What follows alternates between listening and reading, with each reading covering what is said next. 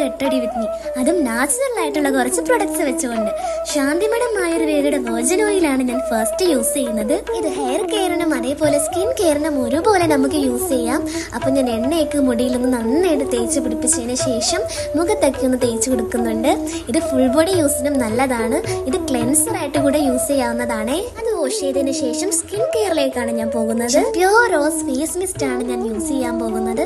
അത് മുഖത്തേക്കൊക്കെ ഒന്ന് സ്പ്രേ ചെയ്ത് കൊടുക്കാം. അടുത്തത് ഡെർമോ സാൻഡൽ ഫേസ് മാസ്ക് ആണ് ഞാൻ യൂസ് ചെയ്യുന്നത്.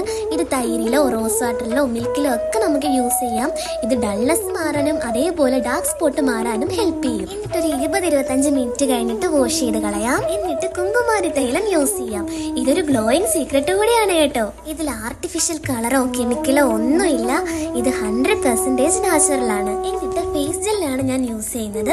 ഇതിൽ പപ്പായ, അലോവേര, ഗ്ലിസറിൻ, വിറ്റാമിൻ ഇ ഇതൊക്കെ അടങ്ങിയിട്ടുണ്ട്. പണ്ട് നമ്മുടെ വീട്ടിലൊക്കെ മുത്തശ്ശിമാര് നാച്ചുറൽ ആയിട്ട് ഉണ്ടാക്കിയെടുക്കുന്ന കൺവശിയില്ലേ, അതേ കാജല് തന്നെയാണിത്.